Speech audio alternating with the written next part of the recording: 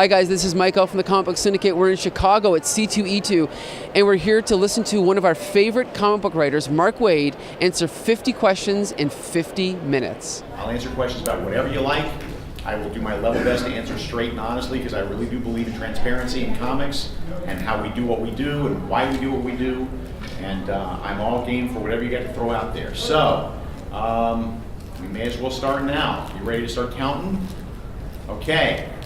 People have questions already? Yes? Okay.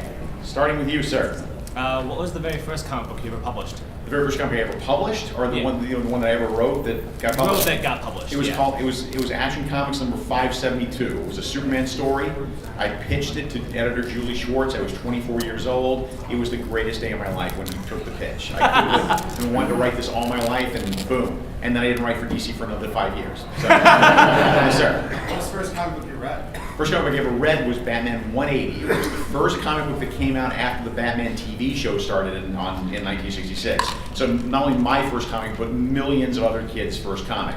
And it was this awesome cover of Batman wrestling with a big skeleton in the rain while the skeleton kicks Robin into an open grave. And the story is terrible. But the cover kicks ass. The story is basically Batman looking for excuses not to fight the villain. And in the end, Batman wins because the villain is struck by a bolt of lightning out of the blue. Well done. It's a miracle I came back. Yes, sir. In Daredevil and Black Widow, you have 30 rocket jokes. Yes. Is there going to be a 30 rocket joke in Captain America? There will always. I don't know that Captain America is quite the right place for a 30 rock joke, but if I can find a way, I will make a way. My Waid Somni 30 rock joke trilogy. There you go. Perfect. Yes, sir. On the end, and we'll get you and then you. Okay, you in the gray. Really, kind of doesn't matter. Okay. You came to Mobile Shop Online in the mid-90s when Unleashed came out. Okay. And you were asking the people there if they had any villains they wanted to see enhanced. Right. Did anybody email you, and if so, did you take up one of their suggestions? Wow, good question. That was a million years ago. That's 20 years. I cannot remember comic books I wrote last week. So let's say yes. Sure. Prove me wrong. Yes, sir. So you've written 2,000 comic books. Yes. Do you have a favorite story? Yes, I actually have a favorite. My favorite thing I ever wrote was Superman Birthright, by far. Oh, wow. I appreciate that people like Kingdom Come. I appreciate that people like a lot of the other stuff I've written, and I'm thrilled about that. And I'm proud of those stories. But Superman Birthright was my love letter to Superman. And if I ever get a chance to write the character again, you know, get ready for Birthright 2. If that ever happens. All right, yes, sir. Is there anything you'd like to see from Brian Michael Bendis on Superman now that he's writing it? Is there anything I'd like to see from Brian Like, Michael Bendis on as far as Superman the now that he's change. writing? Yeah. I don't know. I think that, and you can argue me down on this. I personally think that Superman works better when he's not married to Lois Lane and she doesn't know the secret. Because I'm not even quite sure I can explain why that is, other than to say it worked really well for like 70 years. Right? And I'm nervous about 80. Characters can change, characters can grow, but I tend to always look, when I'm taking over characters, I always tend to look at the very beginnings and see what worked then, because my ego is not such that I can look at a character who's been around since before I was born and go, well, I know how to fix that character. No, the characters outlived me, and there's a reason. Anybody who thinks they know exactly why any of these long-lived characters have lived this long and they know exactly why, they're not right, because it's an X factor. If we all knew how these characters lasted that long, we'd be creating new characters that are going to last just as long. And comics would be filled with characters that have been around for 30, 40, 50 years. It's an X factor, and you don't know. So I tend to always err on the side of being conservative. Like if there's something about a character that, you know, I don't quite understand, but I will try to make it work rather than just throw it out the door. So, yes, sir. Following that question, I'm curious what you might consider doing to improve the DC movies.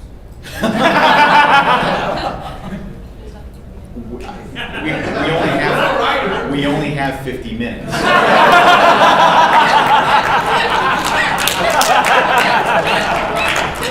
You know what? I think they're on their way.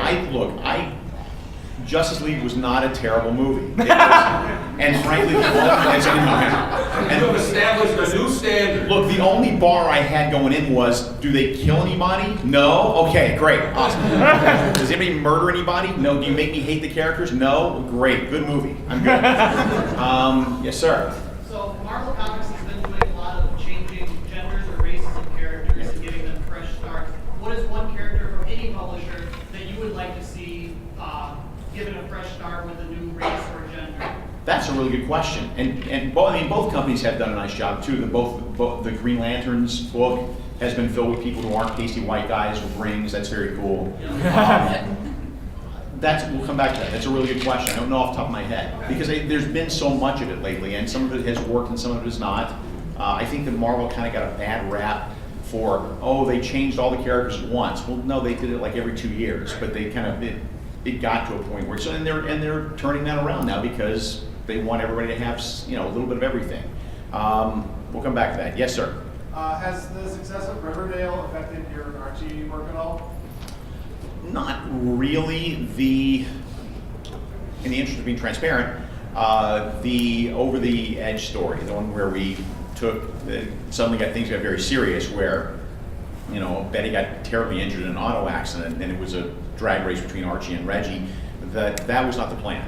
The plan I pitched, if we're going to, because what happened was the publicity machine got out ahead of me and said, a character dies. And I'm like, no, wait, what?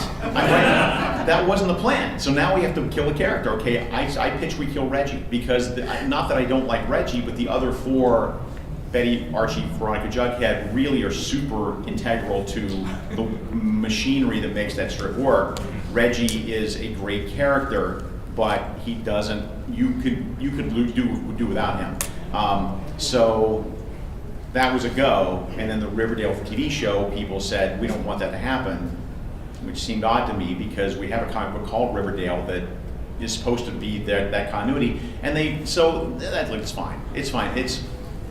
When I took over the Archie stuff, that was the priority with the company, is we want that comic to be, to be good and really sort of bring it in the 21st century.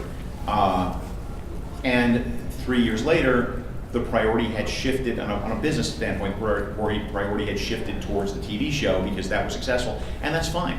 I mean, I don't begrudge the fact that now the comic has become less important to them because the TV show has become important. That's business, and that's where their revenue is, and that's where their audience is, and that's great. So in that sense, it did sort of, we now kind of have been encouraged to push a little more Cheryl into the book and try to be a little more like the TV show. But that said, I still have fun writing it, and it's still great to write comedy, and it's still great to write a book that can be funny, and then you turn the page and it's like, oh God, what just happened? I really like keeping people on their toes. I really like writing a book where with any page turn you can go from serious to dramatic in like a blink. So, how many we got so far?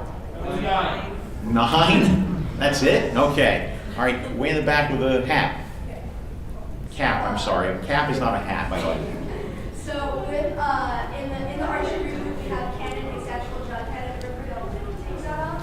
I couldn't hear you. I'm sorry, what? So in the Archie reboot, we have canon asexual Jughead. Right. And Riverdale didn't take that up. They did not take that So are out. you going to see any more of that come up in your ongoing Archie work? I don't know. I mean, in my mind, he's always been asexual, straight up. I mean, and it's hamburgers, everything else. This is Jughead's ladder of priorities. So it was, with the TV show coming on, we were sort of encouraged to not play it up very much at this exact moment in time, but leave it as it is. If I have the opportunity, I'd like to explore that more. I personally, in my head, absolutely is asexual. Yes, sir. In the official Marvel handbook guide, can you name the last character from the 80s that was in that book? Can I name the last character from the 80s who was in the Marvel official handbook? Is it Zax? Yes, you're right.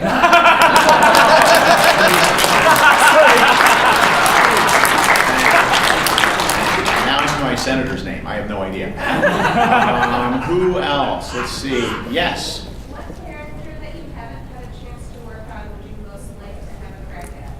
I've been asked this a lot. What character have I not had a crack at that I would like to take a crack at? For the longest time, my go-to answer was DC's Captain Marvel. But lately, I think Green Arrow would be a really cool character to take. Super timely.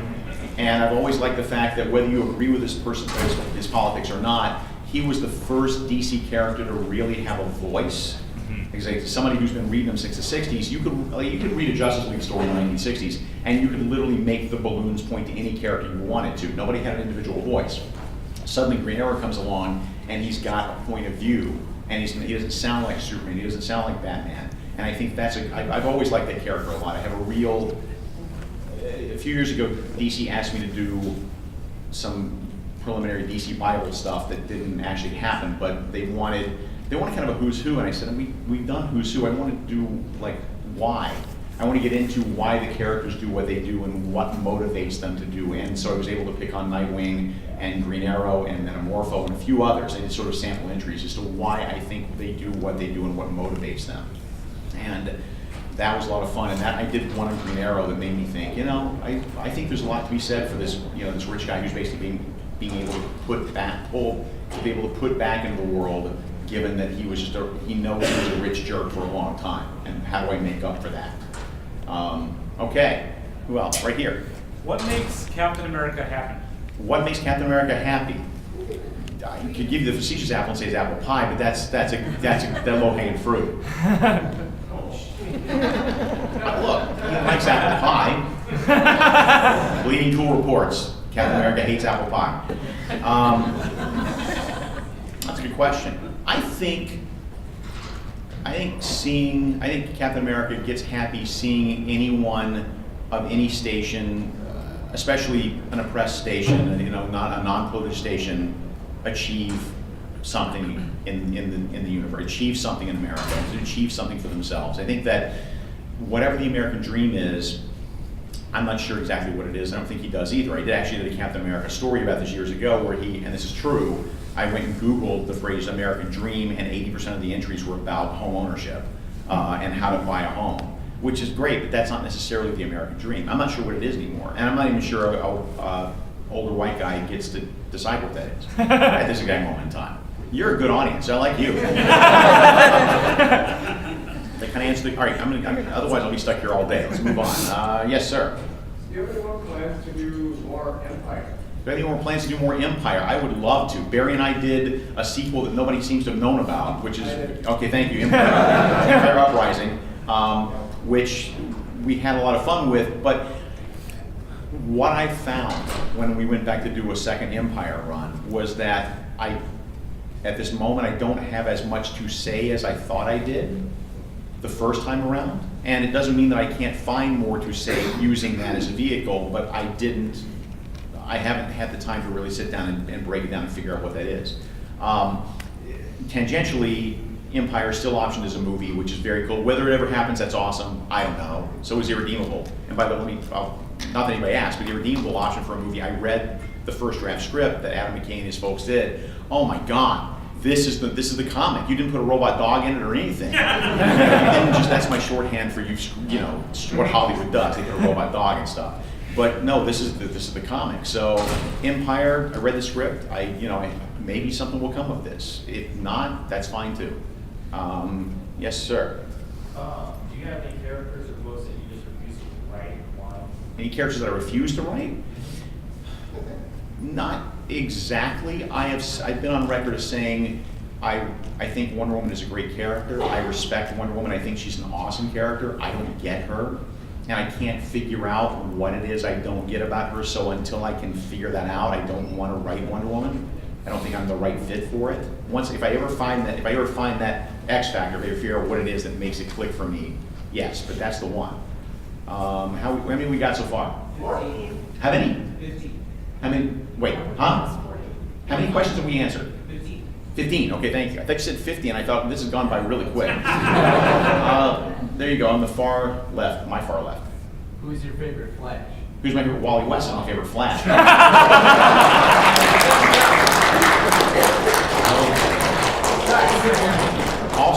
Also applicable answer, Grant Gustin. So, yes, sir. What novels would you recommend to read? I'm sorry? What novels would you recommend to read? What novels would I recommend to read as a aspiring writer? Or anything. Or anything. I'm trying to think what my favorite novels are. I mean, as cliche as it is, To Kill a Mockingbird is probably the best American novel of all time. And if you can't get anything out of that, then I'm not sure what you're looking for in imaginative fiction. So, yes, sir.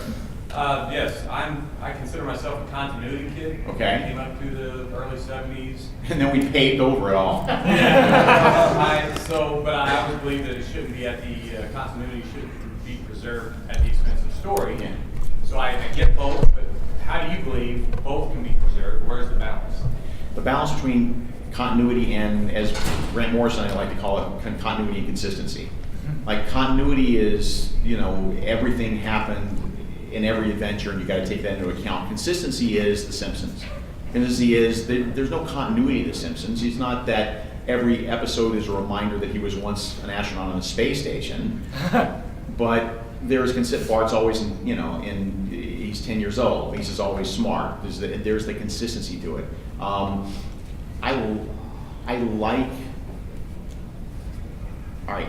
Stories come from character.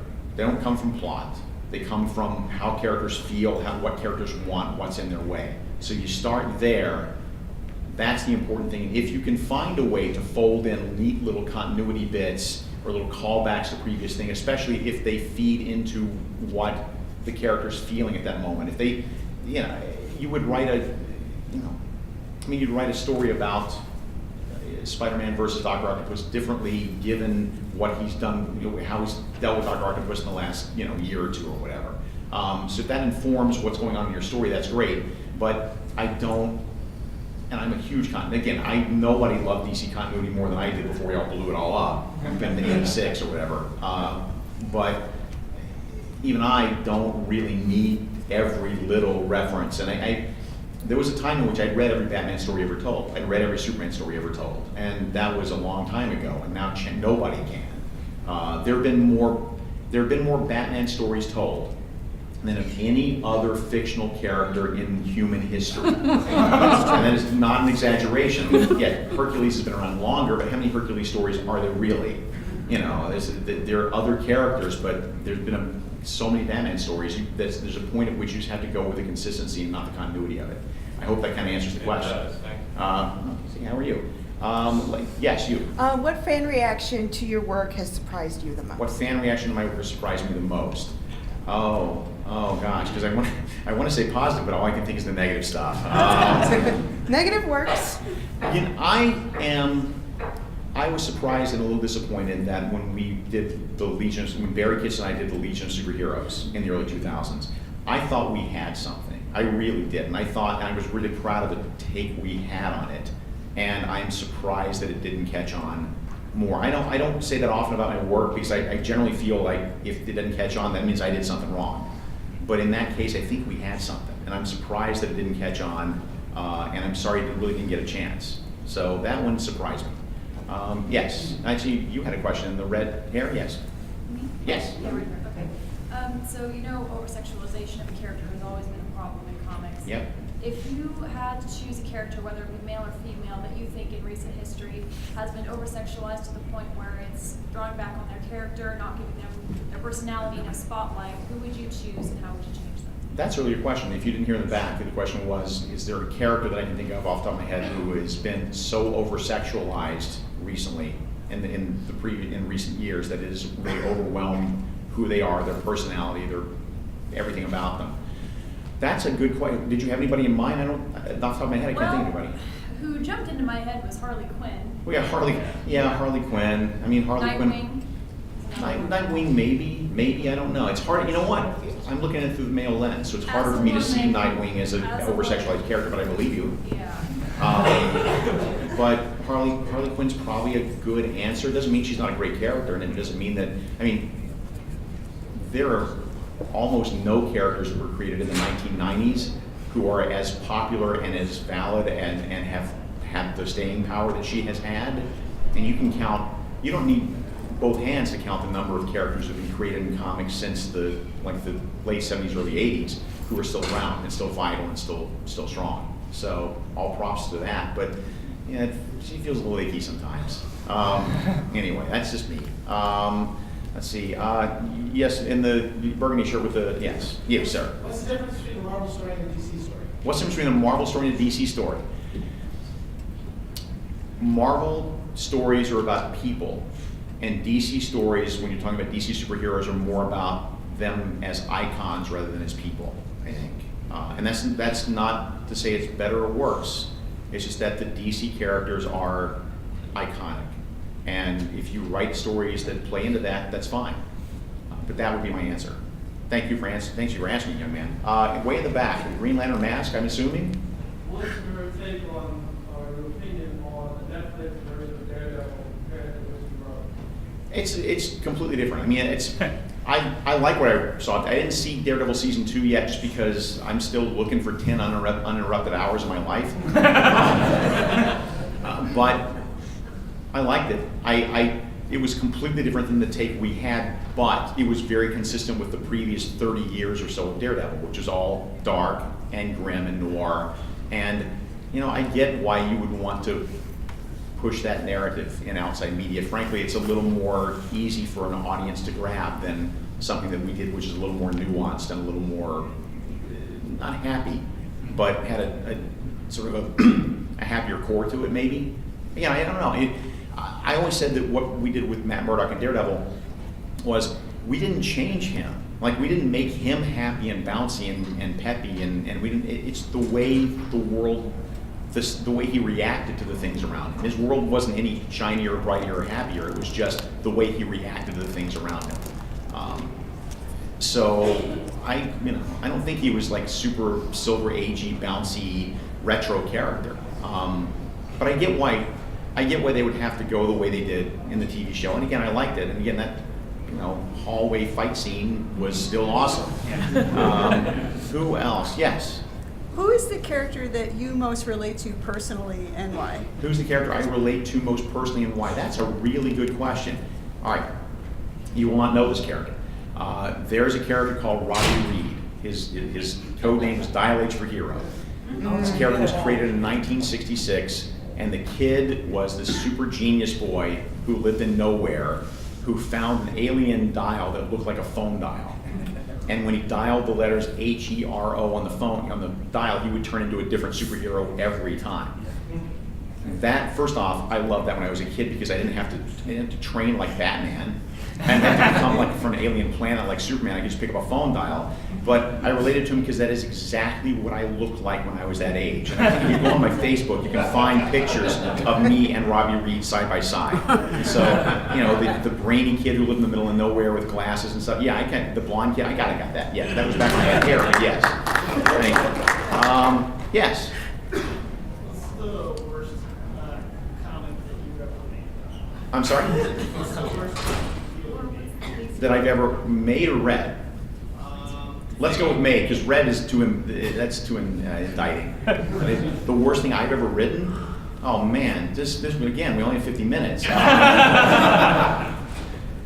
There are ones that make me put my head in the sand. I'm not evading the answer. I'm not evading the answer because I'm not going to say something. I'm just trying to think. There's a lot of 2,000 comic books, dude. That's a lot of stories. I wish I had an answer for you. I'm sure that the internet has an answer for you. I'm sure that Twitter right this second has many answers for you. Nothing comes immediately to mind, but I bet it will by the time the hour's up. All right, how many questions we got so far? 24. How many? 24. Look at that! Holy smokes! Look at that! We're only like 20 minutes in. We're beating our time. Okay. Yes. Who's your favorite current writer in comics? My current favorite writer in comics, in mainstream, Tom King. I hope he hears that. And outside, in comics in general, and I get credit on this because I found him, is Brian Vaughan. So, I found him and nurtured him and made a little play. He didn't need my help. I'm just glad I was able to sort of introduce him around and stuff. That is not to take any credit for his talent or his rise. He is terrific. So, Let's see. Over here, yes, sir. During your Daredevil run, you used a lot of obscure villains. Yeah. I was wondering what your favorite one during that run. My favorite obscure villain I used during the Daredevil run? Purple Man doesn't really count as obscure. Who did I use? It was really obscure Stuntmaster. Which just made sense to me. I wanted, it's like an Evel Knievel, by the way. If you don't know who Evel Knievel is, it means you're not 40 years old. I wanted, like, that only made sense to me, like a Daredevil-ish stuntman. That was probably my favorite one to do. Who else? God, there's so many answers. All right, go. Yes, sir. If you were given the chance to write Daredevil again, Yeah. would you take it? Nope. Would you flap? Nope. Here's the thing. The question was, would I write Daredevil again? The answer is no. Here's the thing. I have learned the hard way, except with the exception of Captain America, which has been a blessing every single time. I've learned the hard way, don't ever go back and do what you did before, because you are only competing with people's memory of how good it was back then. And see also my second run on Flash, which was not with the 6 issues that nobody remembers that I did as a favorite in DC Comics are, I think, were pretty good comics. But boy, I am alone in that assessment. The only reason I came back to Captain America this time is because Chris wanted to go there. If there had been another artist besides Chris, I would have said thank you, but no, because I wouldn't want to compete. Did you have a follow-up? Yeah. If you said no, I was going to ask, with the characters that you've introduced in your Daredevil run, Right. would you have any advice to future writers for fleshing those characters out, like Hikari? I mean, like Ikari and stuff? I don't know. I don't know, and it would be kind of, I don't think anybody's used Ikari since we left, have they? By the way, like, well, I'll tell you the reason I chose the name Ikari as a name, and people didn't seem to catch this. I forget what it means. Actually, I totally forget what it means in Japanese. If anybody does, this is a good time to yell it out. But it's something like fury or lightning or something. We looked for names that sort of were about, power. But you'll remember the story of Ikari. Well, the reason I chose the name Ikari is because it has 2 eyes. A feat so amazing, I was forced to point this out myself. Geez, on the eye, yes, sir. To expand on what your bucket list of characters to write question. Yeah. In a broader sense, now that you're X number of years in your career, Yeah. does that list actually whittle down, or as soon as you knock one down, do 2 more pop onto the list? No, it kind of whittles down. This is, whenever I leave a Marvel book, Tom Brevoort and I sit down and we have the conversation of, okay, who have you not written yet? And where do you go next? And Doctor Strange is coming up in August, I think? July, August? Jordan, do you know off the top of your head? Somewhere in there. And Ant-Man as well, because I really wanted to write Ant-Man and Wasp, even just for a mini-series, because I've been wanting to get my hands on a microscopic character for a long time.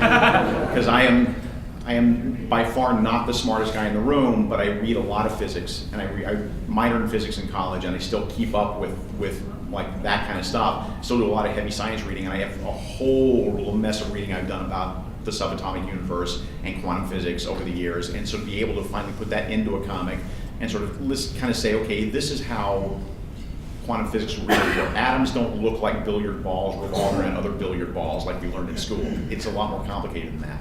So that was, that was a lot of fun. But that's the only reason I did it. It's not, I really, because I wanted to do something in that world.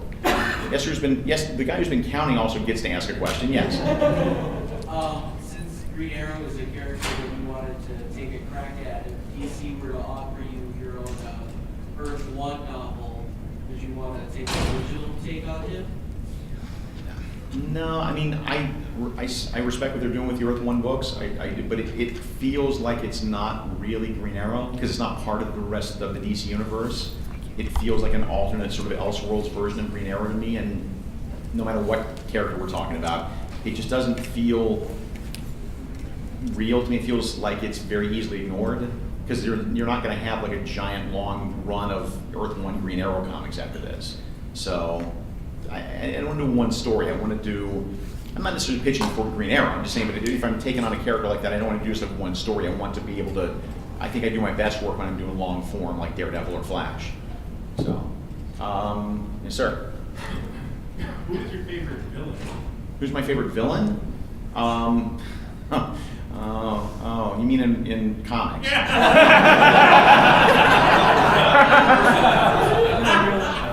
I think Doctor Doom. I think Doctor Doom is the better. Luther is my favorite villain, but Doctor Doom's a better villain. Doctor Doom's like the greatest villain because he just the only thing he is something that hate Reed Richards. That's it. That's it. He would, as I've said before, he hates Reed so much. He would eat a baby's head like an apple if it meant that he would make Reed Richards suffer. He would do anything. Take that image out of your. Way in the back. Yeah, you. What can we do to better be more proactive involving the hero initiative? What can we do to be more proactive with the hero initiative? It seems like we're always behind finding these horror stories about creators.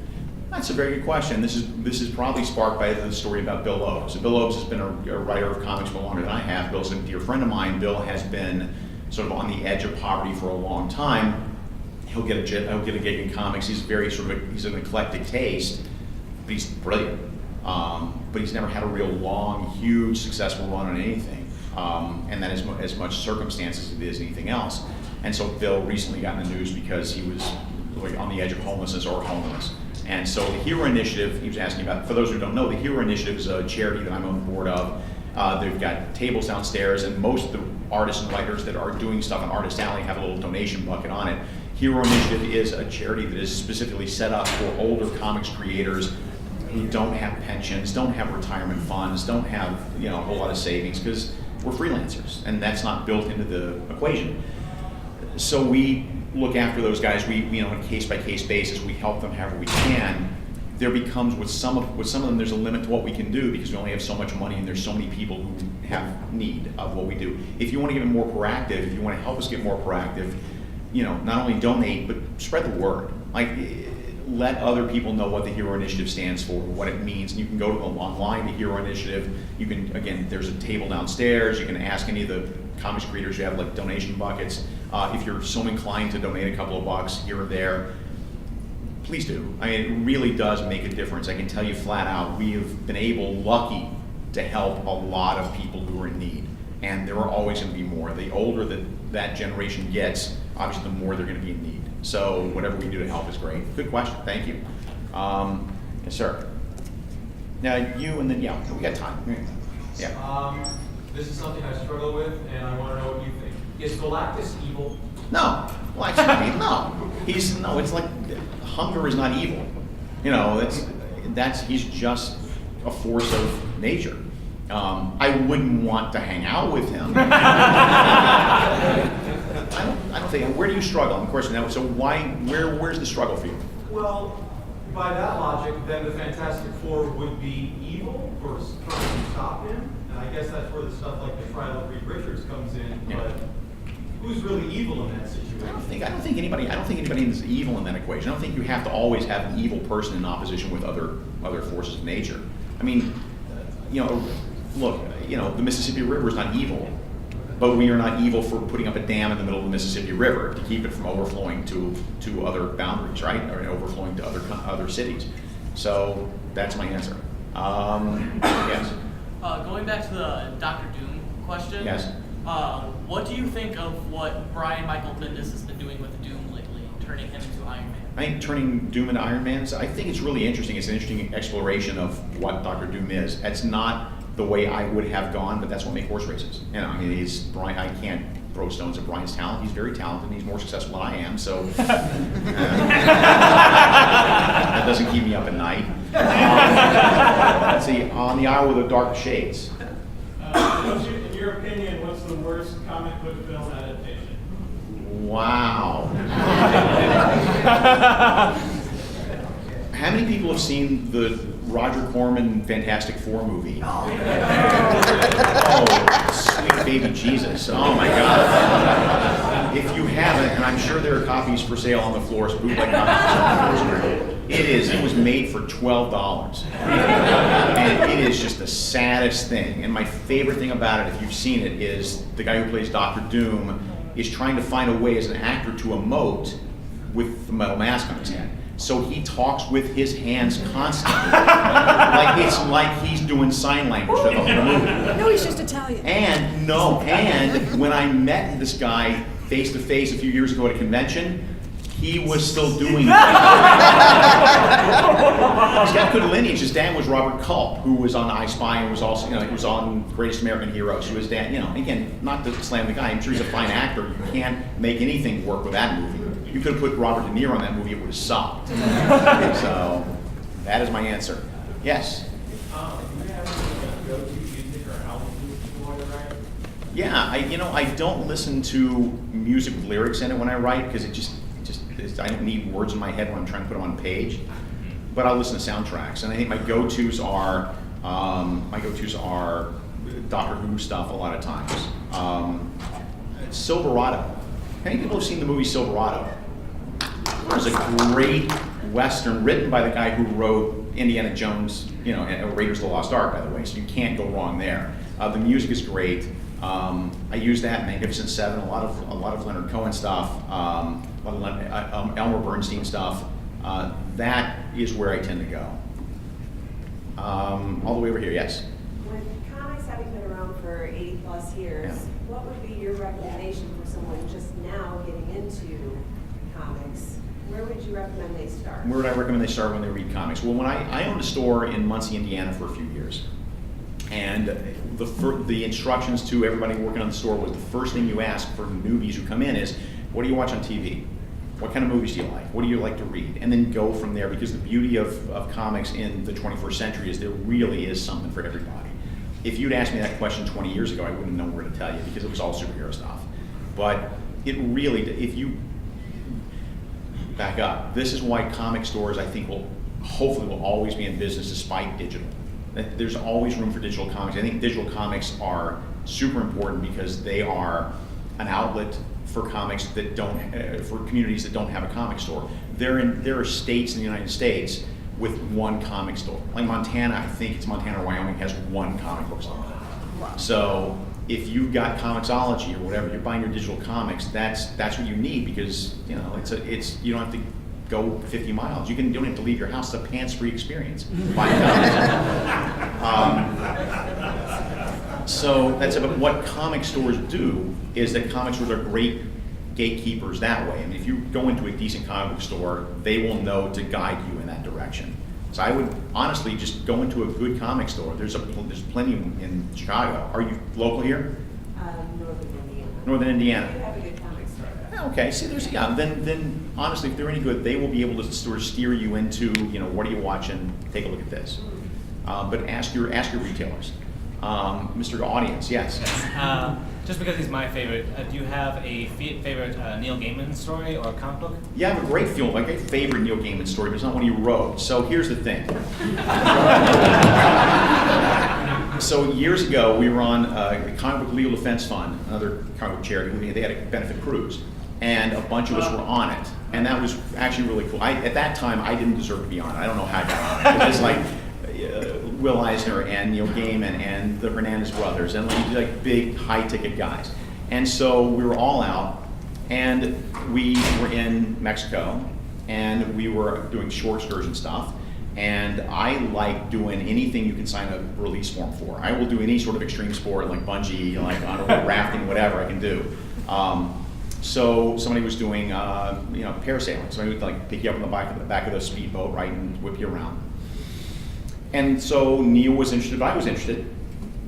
So I said, well, let's try this. So I'm on the beach, kite strapped into me, and they lift me up by the motorboat, and they tell me before I take off, they say, okay, when you're coming back down, you really want to pull on one strap and really sort of spill the air out of the chute so that when you come down, you're landing lightly. I wish they had hit that point harder because I'm coming down toward the shore and I am rocketing down. I am pulling on that strap as hard as I can and not much is happening. And I hit the beach like a sack of peat moss and I bounced across the beach. I'm okay now. Neil came up next. So Schadenfreude. Awesome. I love Neil. I want to see this. And sure, he goes up and he goes around and he comes back down and he just lands like boop, like two angels.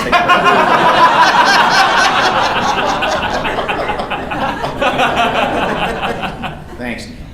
All right. Red Hat. If you were forced to choose one artist to do your next 2,000 comics with, who would you pick? Wow. Can I pick from all time and space? Kurt Swan. Kurt Swan is hands down my favorite comic artist of all time. He's the most dynamic artist. He's the most versatile artist. No, but my God, he was my favorite comic story artist of all time. John Romita Sr., by the way, very close second. Let's see. Who is not? You have not asked a question. Yes. What's your worst comic convention horror story? That's my worst comic convention. Okay, stand back. How much time do we have? How many questions we got? 50 now. How many? It's 50. We've hit 50? Great. We're in overtime. We're in sudden death overtime. It's great. Good, because the story takes a minute. So years ago, I did a podcast. This is years and years ago. I did a podcast. This is actually, it's an important part of the story that was before 2000. Back when people had cell phones constantly and all around them, and you lived on your cell phone. I did a podcast for a college radio station in Vermont. I was living in New York at the time, and they wanted to, talk about comics. So then at the end of it, they said, "Well, we've got a comic store up here, and we'd like to maybe take up a collection here among us and fly you in, do a store appearance at the comic store." I'm like, I've never been to Vermont. Take a day up there. It's not a long flight from New York. Why not? Okay, I'll go to your store in Vermont, Burlington, Vermont. Never been to Burlington. Get on the plane, beautiful day, takes an hour to go there from New York. Get off the plane, these guys pick me up, and they're, a little, Volvo hatchback or whatever, and I'm kind of squeezed in the back, but that's okay. I mean, I'm not looking for a limo. And they want to show me around Burlington. They drive me around, and here's Burlington, here's like the textile district and stuff. I said, that's great, where's the store? And they said, well, over here is the restaurant area and stuff. This is where the downtown area. So I said, that's great, where's the store? And here's the high school, and here's the junior high school. Where's the store? There is no store. There is no store.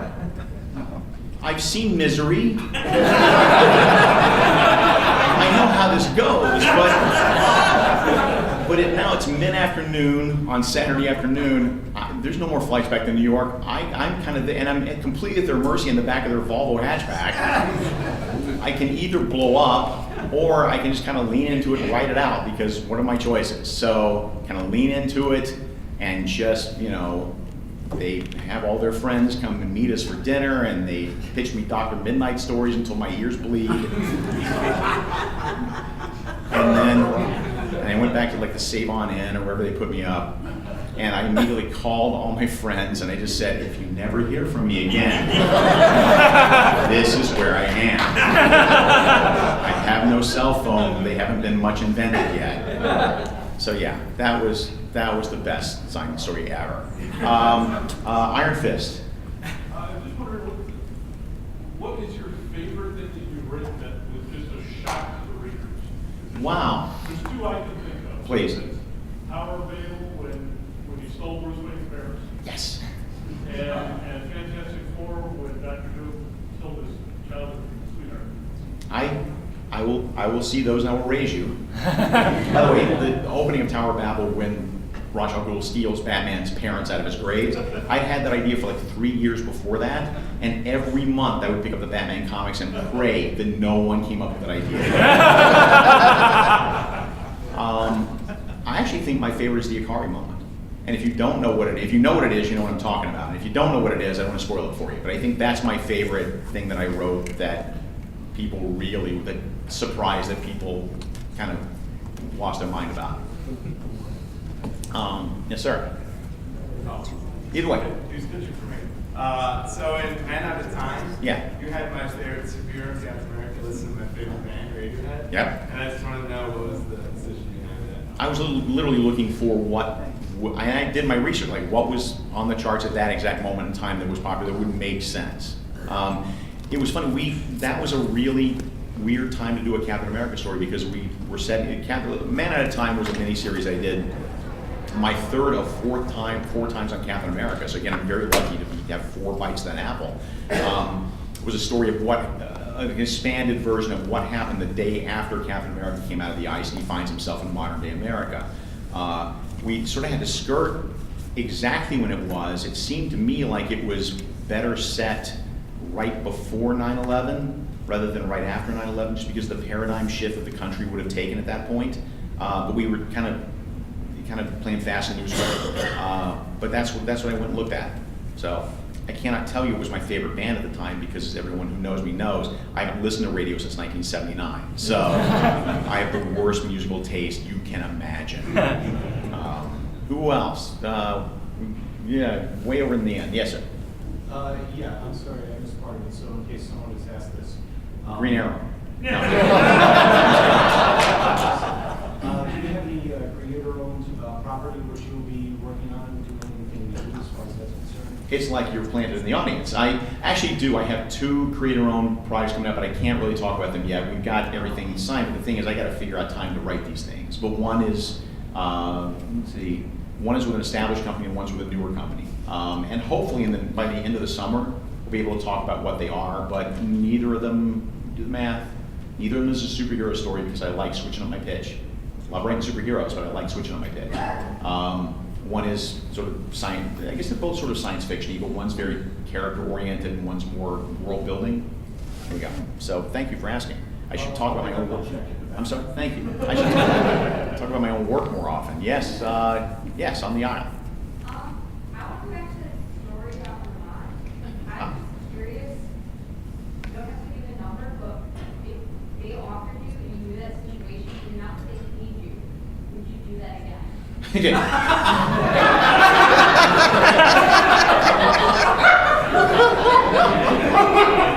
Probably, actually. As weird as that was, I've been able to live off that story for 20 years. Almost paid for itself. Yes, sir. Yes. Who's on your Mount Rushmore comics creator? Mount Rushmore comic creators: Jack Kirby, Will Eisner. Why am I suddenly blanking? Kurt Swan. Well, Kurt Swan, I mean, I love Kurt Swan, but not Kurt Swan. Like the guys who are just completely, without these guys, you don't have comics. Will Eisner and Jack Kirby are the top 2. Who am I, call some names out. Who am I losing? I'm sorry. Siegel and Schuster. Well, okay, Siegel and Schuster. All right, if I got some more slots too, I would also open that up to Harvey Kurtzman, who is a name you don't know as much, but also helped define visual storytelling for comics in the 50s, that just doing innovation and stuff we see today. Good question, though. Who else has not asked a question yet that would like that? Yes, ma'am. Are there any women authors that you would recommend for somebody who's looking for someone? Are there any female authors? Yes, Yes, absolutely. Thank you for asking. Jody Hauser is doing some great stuff. She's doing some stuff at DC. She's also doing some creator-owned work. Devin Grayson is an incredibly underrated female comics writer who's starting to do more work for Marvel now after sort of a long sort of sabbatical and stuff, and she's doing some really good stuff. That's my 2 immediate go-to answers. Joelle Jones, actually, who's doing a Catwoman book. I think they announced that yesterday, right? She's great. Yes, sir. Is there a DC character that you think would evolve well, or that you would like to write in the Marvel universe, or vice versa? Not really, but I'll tell you a story. We got some time, right? I'll tell you a story. So this is one of those great missed opportunities that makes my head hurt. So back after DC bought the Wildstorm universe, and we had the Wildstorm books and also the DC books, Jim Lee and I are sitting in Dan Raskel's office. Dan was the editor of Kingdom Come. And Jim and I are just sitting there just shooting the breeze, and the idea comes up, what if you took one of DC's characters and moved it into the Wildstorm universe for like a year and did a swap like that? What would that be like? And we just started throwing things around like Hawkman. Hawkman would actually be cool. Like, we didn't know what to do with Hawkman at this point. I don't think we ever knew what to do with Hawkman. We didn't know what to do with Hawkman at that point. And we're sitting there talking, and we got our head of steam up about this. Like, how cool would it be to take Hawkman and put him in the Wildstorm universe? And the whole time Jim is sketching, and he does this amazing sketch of Hawkman. And we both said, I will write that if you will draw that. And Jim said, I will draw it if you will write it. And we turned to the editor, and he said, not interested.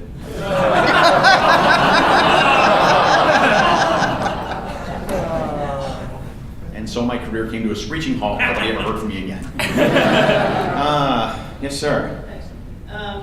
With all the stories you've written, have you ever had an incident where you wrote, hey, this is great, when you got the published work of your artwork and you were unhappy because of the work, the art that represented it, and vice versa, if you ever not written something so great that the artwork elevated it? Oh, that second happens a lot of times. Like, I write stuff that I think is good, but when the artist can make it better. I mean, and frankly, if I get it back and the artist isn't great and it makes it look not as good, that's on me too. I mean, it's a collaborative process. I always say that it is only my story until such time as I hand it to the artist, at which point it becomes our story. And it is a collaborative medium, and I'm trying to always be mindful of the fact that what takes me 20 minutes to think of and write takes them a day to draw. And so and that is something I cannot do. They can more easily do what I do than I can do what they do. So it happens. I mean, every writer in comics has stories that they kind of wish were drawn better, but it more than evens out. I've been really lucky working with some really great collaborators who make me look good all the time. Way in the back. Do you feel your writing style has changed or changed from pre-9/11 era to post-9/11 era, or has it been consistent throughout?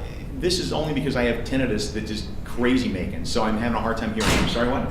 Do you feel your writing style has changed or adapted from pre-9/11 era to post-9/11 era, or do you feel it's been more of the same? I don't know. That's a good question. I think that my gut answer is to say no. I think that I write non-cynical work. I think that it's perceived often as Silver Agey, or it's perceived often as retro or old-fashioned, and I don't think that's right. I think that I cannot write cynical stuff. I cannot write mean-spirited stuff, and not that that's not valid. I mean, there are a lot of guys who write really great comics that are cynical and dark, and more power to them. I don't have that in me. I don't have much use for cynicism. I think it's the world's most awful byproduct of the human race is cynicism. So, if anything, probably the way the world changed in 9/11 just helped reinforce that we don't need that anymore. It's so easy. Anybody can write a dark story. Anybody can write a cynical story. It takes more effort and more energy to write something that hopefully is a little brighter, without being simple, without being, saccharine. But I think that's kind of it. Did that kind of answer the question? Jeez, now I kind of wish we didn't have 5 minutes left to go. Way to go out. Who's not asked a question yet? Actually, you have not on the far end. If you were told you only get to write one more thing. Superman, next. Young lady in the back, yes. If you could change anything about the comic book industry, I would let you write Superman. Right here. Speaking of Wildstorm and DC meeting, do you have any thoughts on the Watchmen and DC being folded together? Do I have any thoughts on the Watchmen stuff and the DC stuff being folded together? Or are you surprised it took this long for them to finally do that? I'm not surprised it took that long for them to finally. I'm not surprised it took that long for it to finally do it. I don't know.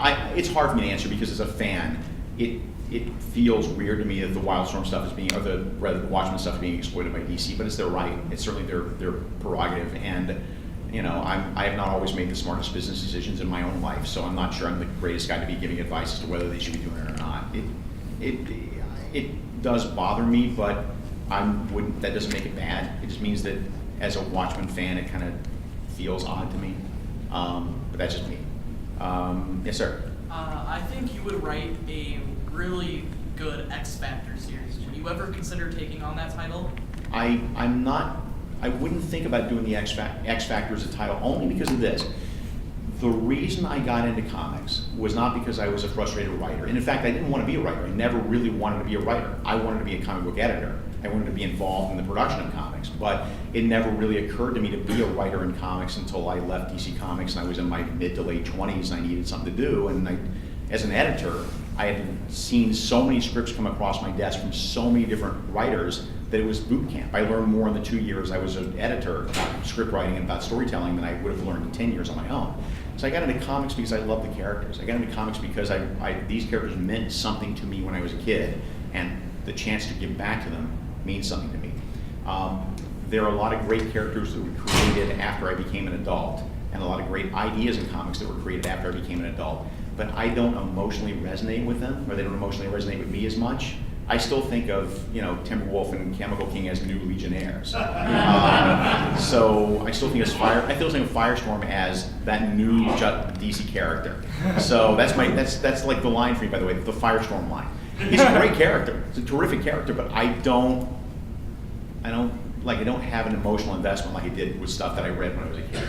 So X-Force, great concept, bunch of great characters, but I can't really get it. Yes? You've made it clear that you like Superman, so a little bit, yeah. You can articulate to us what it is about Superman that's so affectionate to you. Why don't we go out on that?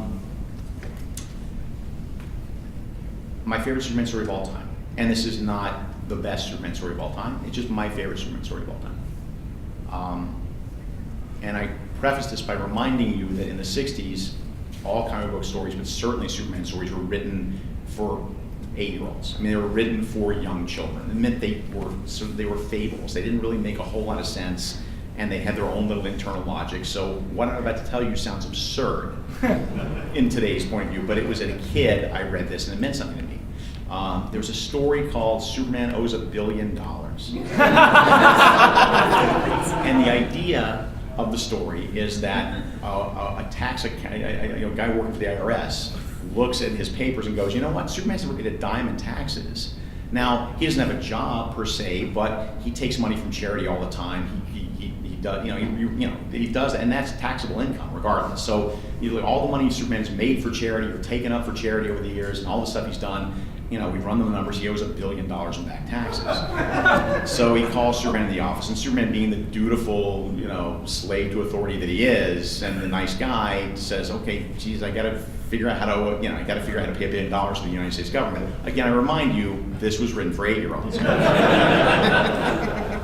So the story is, Superman, it's a comedy of errors at that point. He's trying to find ways to make $1 billion. So he digs up some ancient artifact that will be great in a museum, and its collectors will pay $1 million of this ancient artifact, except the Atlanteans catch him and go, hey, actually that belongs to our culture, and so we need that back, right?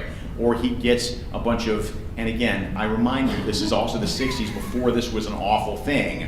He gathers a bunch of ivory tusks that have been discarded. I mean, not from live animals, not even kill a bunch of elephants. He's gathering ivory tusks and figures, okay, this will sell for big money, and then Bizarro comes along behind him with his imperfect duplicate array and turns all that ivory into a bunch of ivory soap. Nothing going. At the end of the story, Superman goes into the IRS guy and goes, look, I got nothing.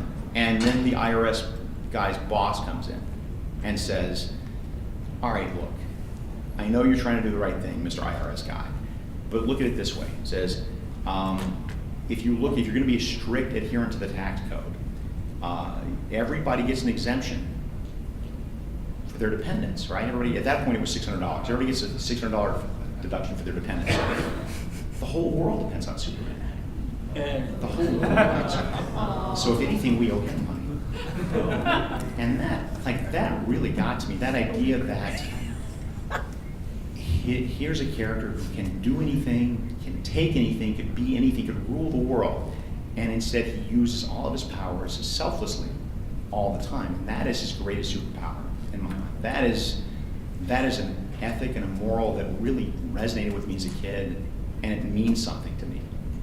It's very simplistic. It is very black and white in a world that's very gray. It doesn't necessarily translate into the way, as adults, we interface with the world.